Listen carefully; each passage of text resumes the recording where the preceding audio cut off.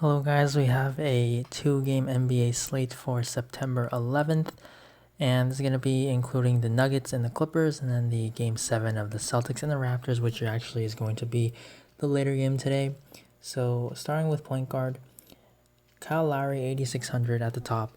He's going to be in play for sure, but because of that double overtime game, all these Celtics and Raptors players are pretty much priced up.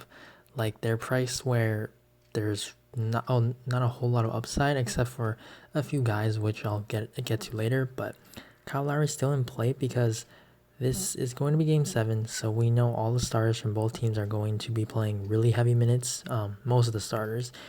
And so when you're going to get like 40, possibly like 45 minutes out of all these starters, yes, they're definitely in play for this price. For Game 7s, though, they usually are a little bit on the lower scoring end, but I think that can be negated by the fact that all these stars are going to be playing heavier minutes than usual. So I do like Kyle Lowry. And then Jamal Murray, 8,500. I think I prefer Lowry over Murray, but Murray's still going to be in play because it is a 2-game slate, and he's someone that has massive upside, even though it's a tough matchup. So in that case, that's why I prefer Lowry over Murray. And then Kemma Walker is someone that I really like. 7,700. He's been about 26% owned the past like 2 slates.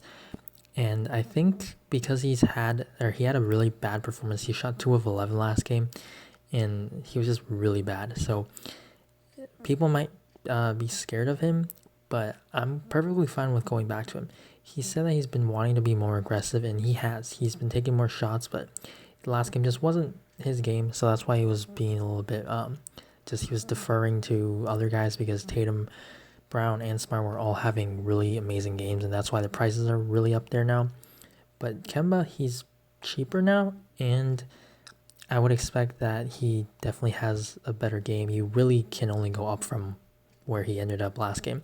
So I like Kemba, and even though maybe the price tag is dropped, and also because of how he had a bad game last time, that he's not going to have as much ownership, but I think that it's probably going to be around the same because you have other guys like Van Vliet and Lowry whose their prices kind of went up, so maybe people want to go and save with Kemba.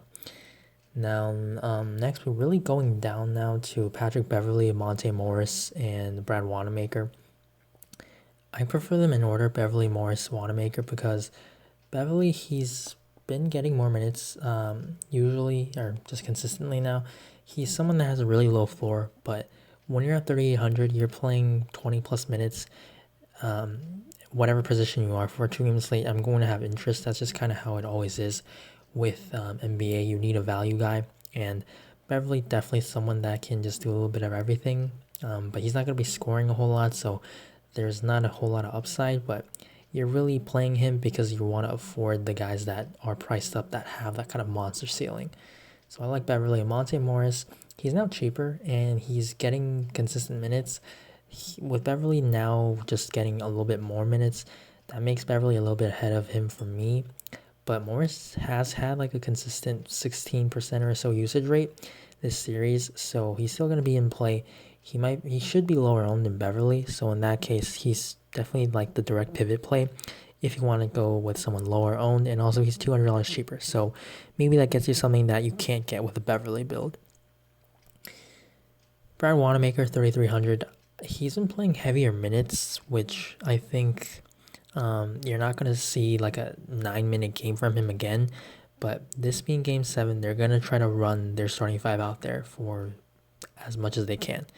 And unless there's foul trouble, I think Wanamaker probably plays around max like 16 minutes because they really are going to shorten up this rotation. Possibly Semi usually doesn't even play.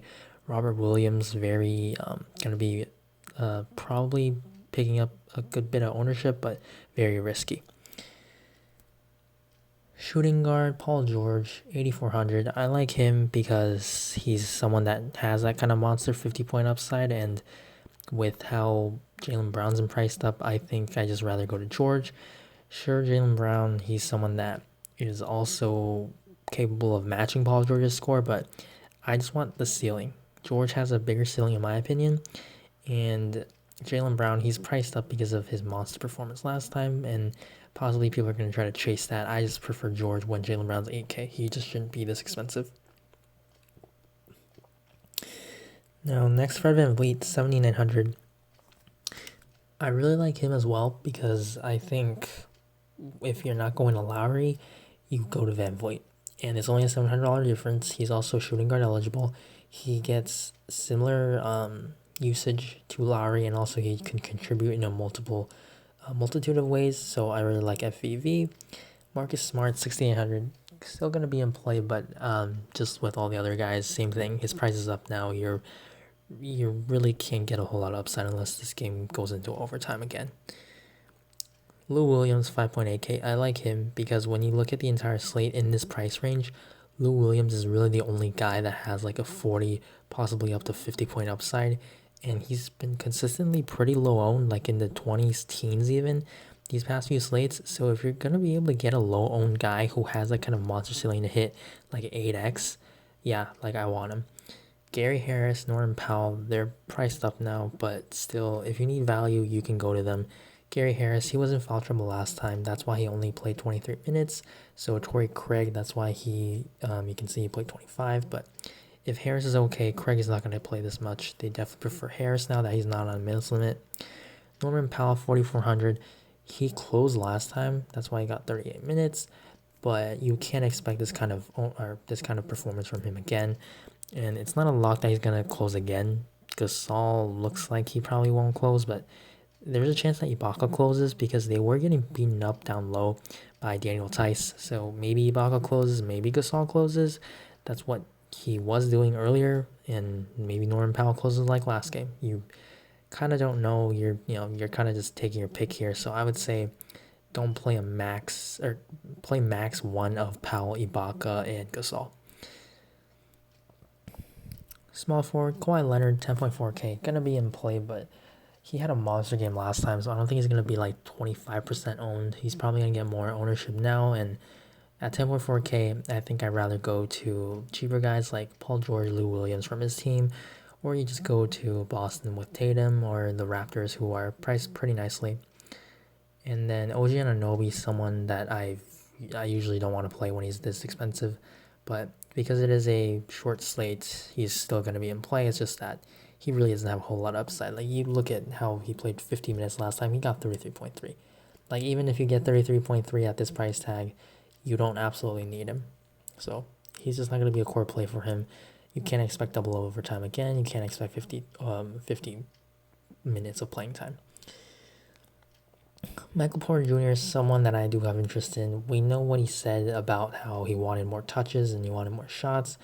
Now, he's a rookie, so maybe Coach Malone doesn't honor that. Maybe they just say, you need to stay in your lane. You can't be saying stuff like that to the media.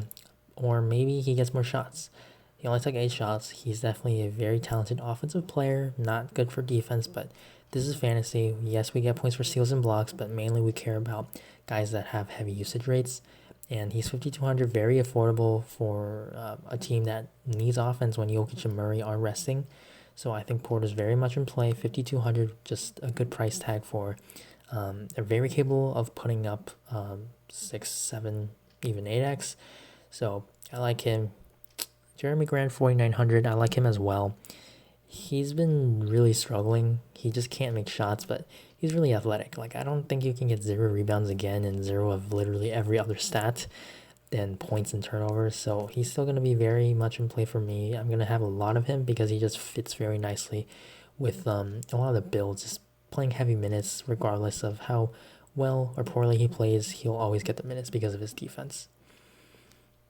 Landry Shamet. Paul George was in foul trouble last game. That's why he got 25 minutes. But if you're telling me, I'm trying to pick guys between like Shamet and Torrey Craig, I want to get Shamet because he has more of an offensive role if somebody were to get in foul trouble compared to Craig. So I prefer Shamet over Craig if you're really looking down this low for this position.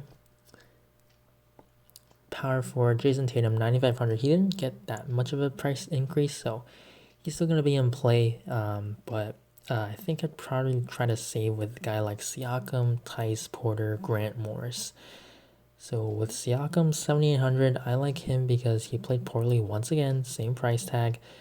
He really hasn't had like a breakout game.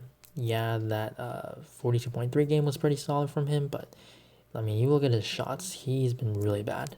And we know stories like this get some like just they get attention in the media, and so people probably see that, oh, Siakam's not having a good series, I don't want to pick him, and you're gonna get Siakam maybe 30% owned, possibly, which is pretty good for a short slate. And we know Siakam, he has massive upside. He has 60-point upside, and you're asking, for a 2 game slate, if you miss out on someone with that kind of upside, you're pretty much not going to win. So you need to have a guy like Siakam because he has that kind of crazy upside, especially on a 2 game slate if you're playing multiple lineups. Daniel Tice, 5,600. He's in play because he's going to play usually 30 minutes and possibly more. And he's just a consistent guy. He's always going to be able to be around the basket for easy layups, dunks. If there's no Gasol and Ibaka to close, he's going to be the main guy in the middle. And he's going to be capable of catching lobs, just getting easy finishes around the rim because the inside defense is just not going to be there. Marcus Morris, 4,800. I like him because his price tag is coming down, but I think I prefer MPJ because he has more of an offensive role. But still, Morris is a guy that starts, plays heavy minutes, and he's pretty all around, so you're gonna still need him to score, but he can definitely get you to 5x. He's not a bad play.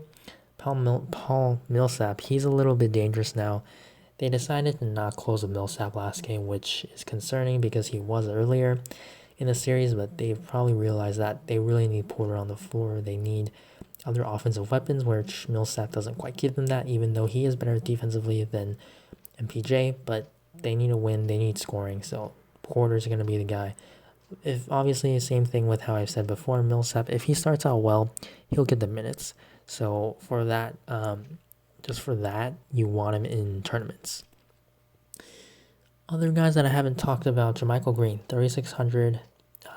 He's someone that will play high teens, low 20s possibly in minutes. He had a really bad game last time, but his price is still very affordable, 3,600. He only took one shot, probably not going to happen again, only getting one rebound, just things that you usually don't see. So I'm going to go back to him as a value play, probably going to have more Beverly, depending on how the lineup is. So, if you're playing Green, you probably don't want Zubats or Harrell. So you just kind of have to make sure that everything just fits in your lineup. Center, it's Jokic at the top, 10K now. He's only $100 more expensive than last time. So it's really not that big of a deal, but it's just kind of like the eye thing. When people see an extra digit, people are not going to want to roster him. So I think Jokic could come in a little bit lower owned than he should be. And as we know, this is win or go home. So Jokic, I expect him to play heavy minutes. Same thing with Murray. That's why I do have interest in both of them. And this is a very good matchup for Jokic. Centers against the Clippers, always something that we want to target all season long. And this is no different. I think Jokic is going, or that if Nuggets are going to keep this game close, Jokic needs to have a massive game. And so Jokic, I'm going to have interest in him. Serge Ibaka, 5,400. He's been shooting really well.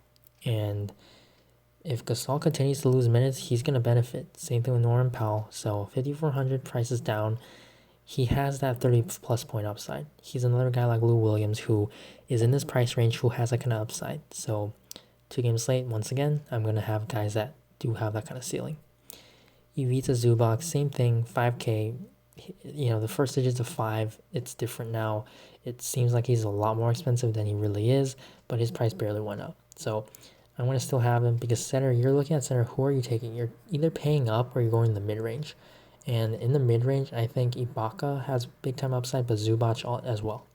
I prefer Zubac over Ibaka, but I mean, it really feels like those are the 2 guys. Harrell, he has had monster upside, but really right now how he's been playing, Doc Rivers, he wants to play Zubac if he's out of foul trouble. Against Jokic, he's just a better matchup, more size out there. And Gasol, we know he's been losing minutes, so I think you just want to play Zubac. as probably the highest on center on the slate. And then, if you can, get up to Jokic.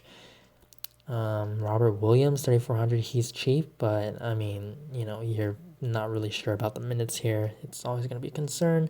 If you get lucky, like Tice foul trouble or something, that's going to really help. In that case, then Williams will be an excellent play, but just it doesn't feel safe for cash. I think cash value play, you'd rather go to Beverly. So for Draftkings, the main place for me, Kemma Walker will be point guard. Fred VanVleet, gonna get the Raptors side of the ball. And then Michael Porter. And you gotta play a center, so Zubac. And then for my fifth guy, I'll put in Lou Williams because he has that upside. And that also leaves a good bit of salary for you guys to fill in the last three positions. So FanDuel, it's a little bit different. Point guard, you obviously have three of the expensive options, and then you got Lou Williams here, which he's kind of just in his own. Like, you'd rather play Lou over Beverly, Morris, all these other guys. So I think Lou Williams is going to be an important play here.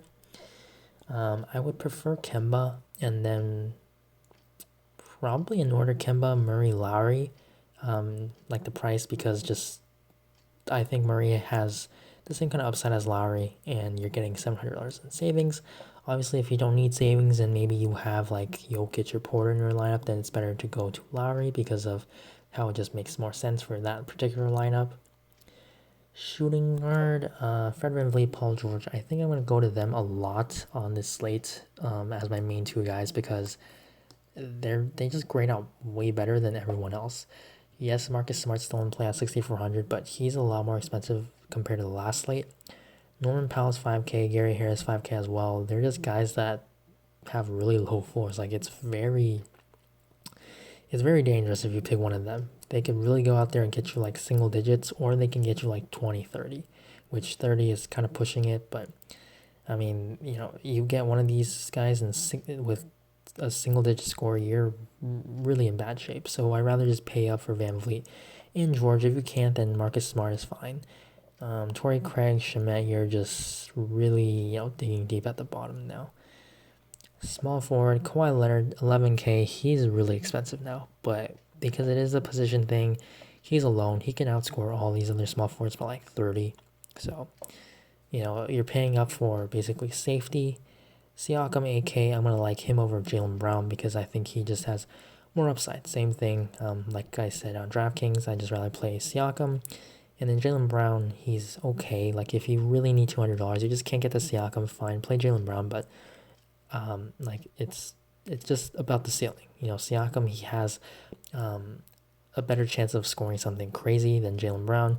Sure, they can match scores, or Jaylen has a chance to outscore Siakam, but when it's only $200 more for Siakam, I'd rather take the guy with way more upside, guy who averages more FanDuel points.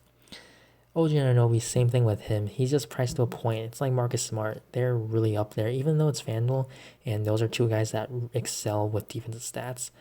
6K, I mean, you look at his scoring, you really need one of these like crazy 39 fantasy point games to the point where you really need him. Like 30 might be okay, but I mean, if you save and you get Jeremy Grant who scores like 20 at 4,900, he's going to be considerably the better play. Power forward, Tatum, same thing. He's a little at the top, so he could very well outscore the rest of the position by like 30 points. But if you don't have the salary, Ibaka, Tice, Porter, Morris, Millsap, Green, all in play. I would prefer Porter as well here, and then Morris, Tice, Millsap, Ibaka, because Ibaka, he's 6K, and you don't get 3-point bonuses here or double bonuses, and he's not the same kind of shot blocker as he was when he was with OKC. So Tice, I think his minutes are just a lot safer, and he's also someone that can just kind of contribute in multiple ways. Morris and Millsap, I mean, I prefer Morris because his minutes are a little bit safer, and he's a more talented scorer. Now, JaMychal Green, 3,900, he very well could outscore Millsap depending on how poorly Millsap plays. And Green, we know he can get similar minutes compared to Millsap, so he's going to be a value power forward play. In center, again, Jokic, he could outscore everyone here by a lot. Zubac's over Harrell for sure. He's always going to be the top option for center when they're playing the Nuggets. That's what Doc Rivers wants. And then Marc Gasol, Robert Williams, I'd rather go up to Zubats. You're only paying a little bit more. I feel way more safer with his minutes if he stays out of foul trouble, and he just has a way bigger ceiling. But I would prefer Gasol over Williams. So overall, I think you need to play just a shooting guard. You probably want to prioritize VanVleet and George. So those will be two of my core plays. And then point guard Lou Williams. I mean, you either go with 2 or 1 at least of these 3 top point guards, and your second guy is probably going to be Lou Williams. So take your pick, and then you go Lou. Small forward, I will stay with Jeremy Grant, 4,900. He gets even the stats. I'll take the savings over OG. And then for power forward, out of this bunch, I'm going to like Porter best. And then the center, you can go with Jokic. I think that's what I'm going to do because I do have the salary. If you're saving here, like you go Zubats, what are you going to be spending that much salary on? I mean, you could go Kawhi Tatum or something crazy, but I think I'm going to play Jokic here. He's just by far, in a way, the best center play. And for FanDuel on the site where you have to roster one of these guys at this position, I just think that just makes center way more valuable. It's opportunity cost on FanDuel. So for FanDuel, that's actually going to be 6 plays: Lou, VanVleet, George, Grant, Porter, Jokic. So good luck, guys. Thank you for watching, and hopefully you guys make a lot of money on the slates. I'll be back probably next week when there are the 2-day slates again, because it's going to be the conference finals after this. This is Game 7 Boston-Toronto. We're going to have just showdown slates for Denver, LA, and then LA and Houston. So that's going to be it for these single day 2-game slates. So I'll be back with those 2-day slates. So once again, thanks guys. Twitter's at Boffles, link will be in the description below. Always feel free, ask me any questions in the comments, or you can DM me at me on Twitter. Always happy to help you guys. So again, good luck, and I'll see you next week in the next video. Bye.